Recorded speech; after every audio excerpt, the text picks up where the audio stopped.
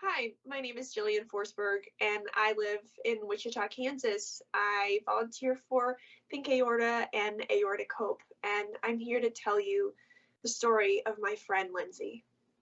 So I went to high school in a really small town in southeast Kansas, and being a little more of a unique personality type and liking quirky things, it was kind of hard for me to make friends. When I hit high school, there was this girl who was a year older than me that, well, she liked the same things and she was so bold. She made me jump out of my shell a little bit, which was scary and exciting all at the same time.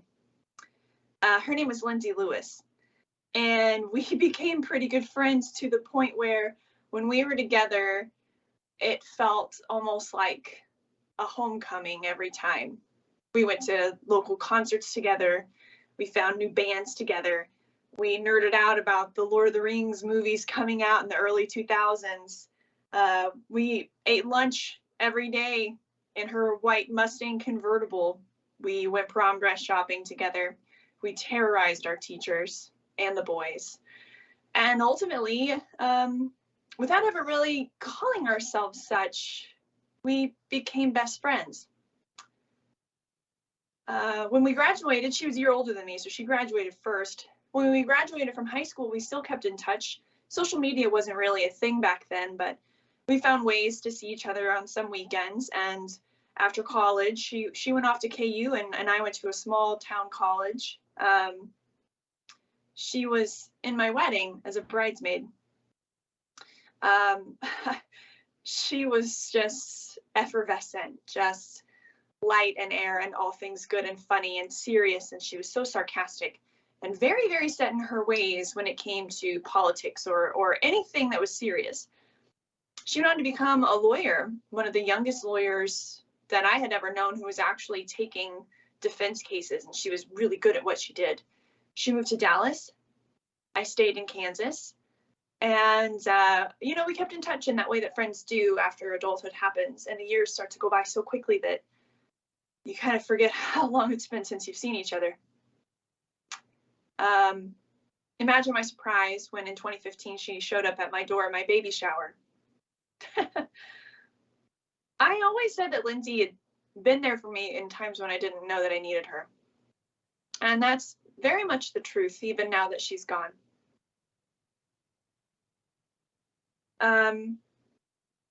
One September morning in 2018, I woke up and my phone was just white with notifications of, are you okay? Do you know what happened? Have you heard from anyone? But no one said what was going on. So I called my friend Amanda, who had also gone to high school with Lindsey and myself, and she said, I don't know if I'm the right person to tell you. I said, if you don't tell me, who's going to?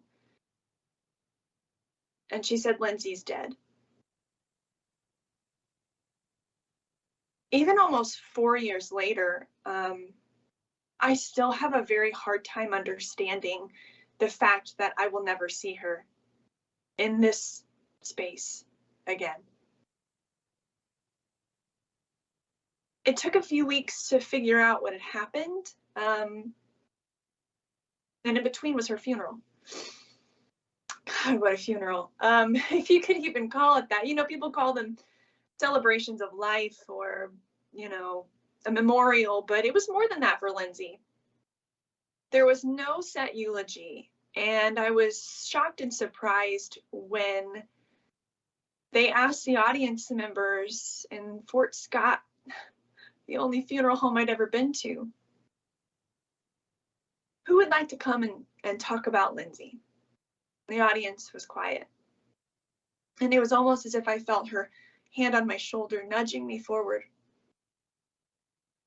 I was the first to speak, and I talked about so many good memories that we had had together, jumping off a cliff at a rock quarry when we were teenagers, going to all those local band shows, just enjoying life as young people who had no fear of what could come tomorrow.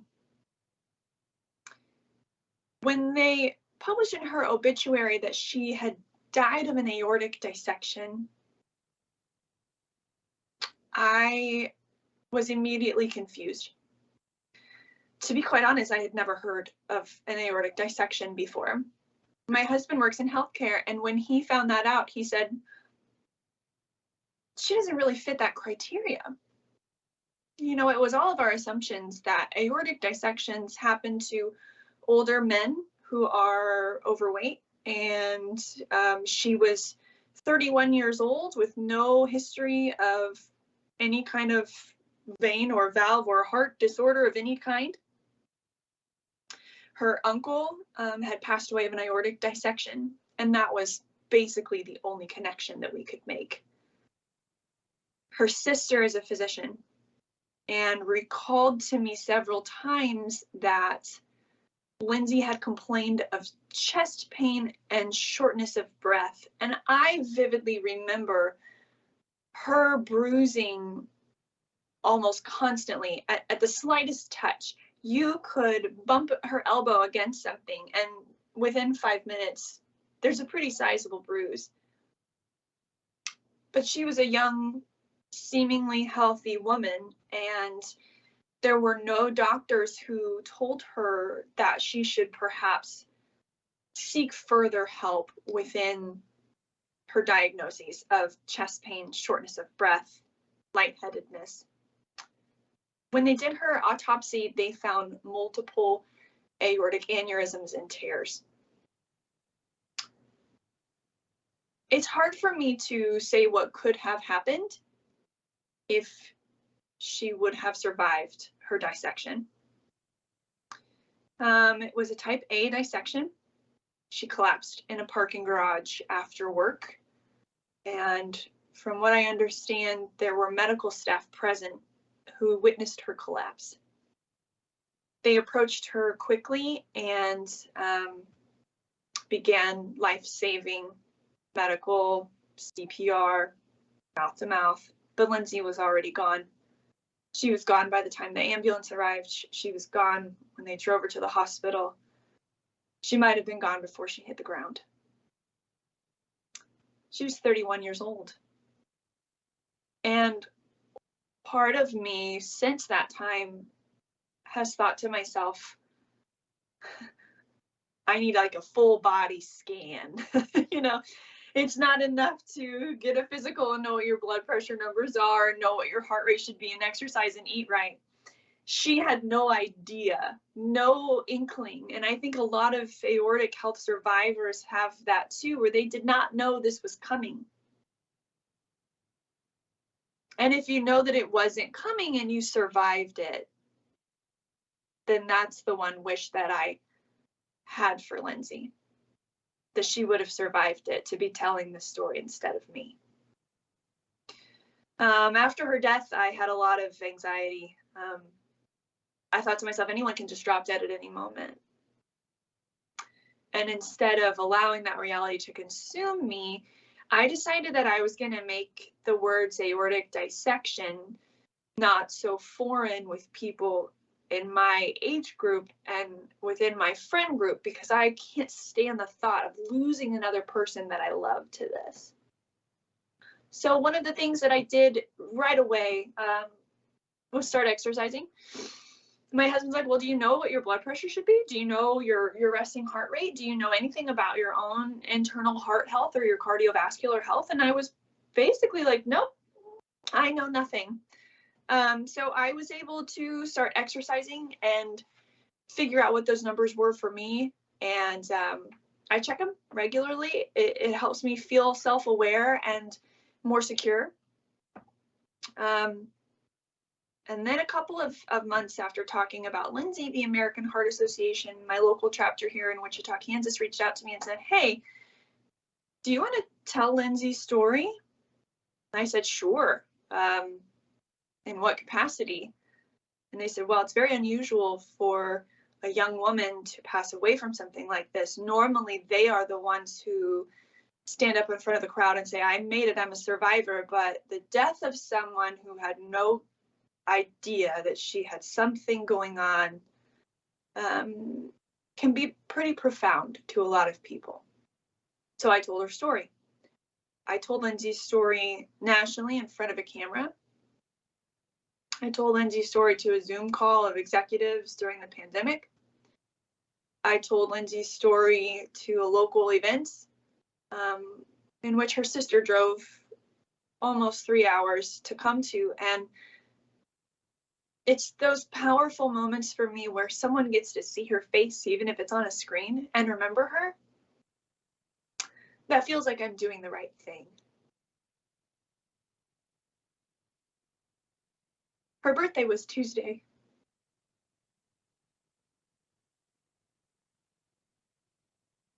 She would have been 35.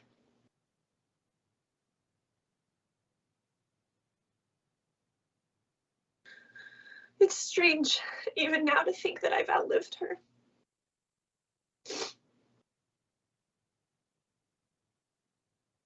She's not ever really gone for me. I can still hear her laugh in my head.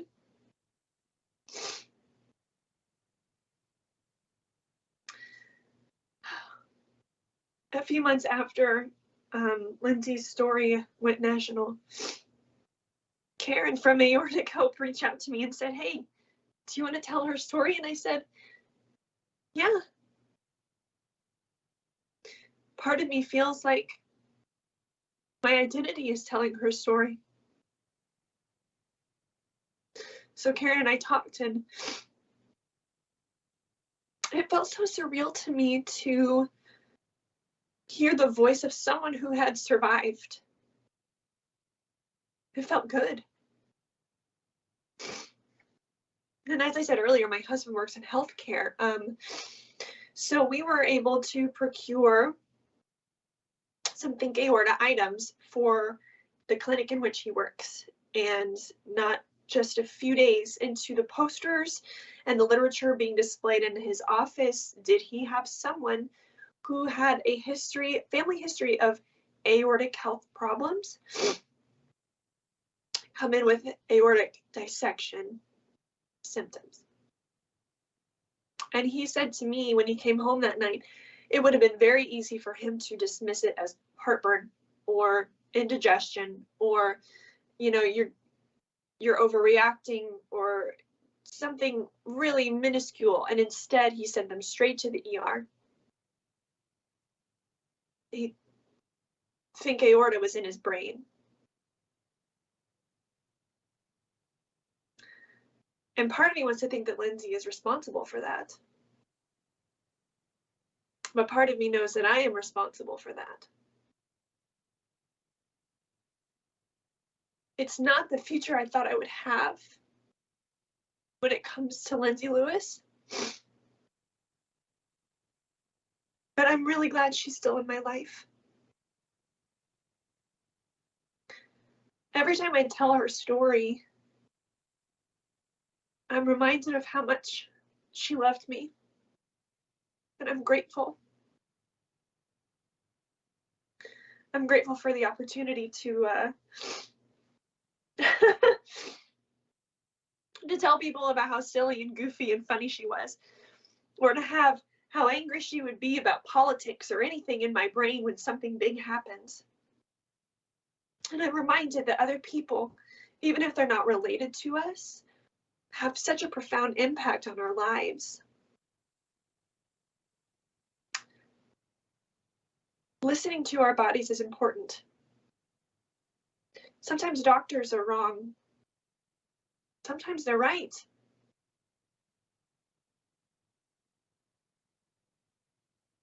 If you're listening to this and you're a survivor, I'm so glad. If you're listening to this and you're bereaved, I'm so sorry. Don't stop telling their story.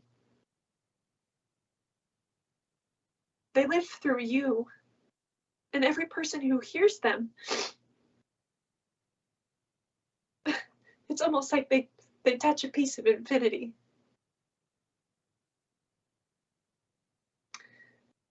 So once again, Lindsey, I'm here telling your story. And I know you're listening. And I know you're always with me.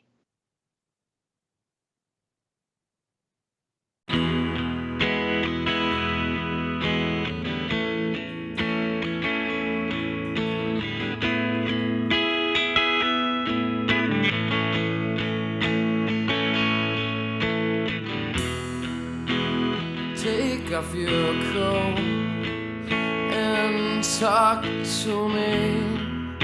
You're soaked to the bone, so come inside and lay down your gun. Just talk to me. I'm lonely, and if that's a crime, then I'm guilty. Hell, I'm blood soaked.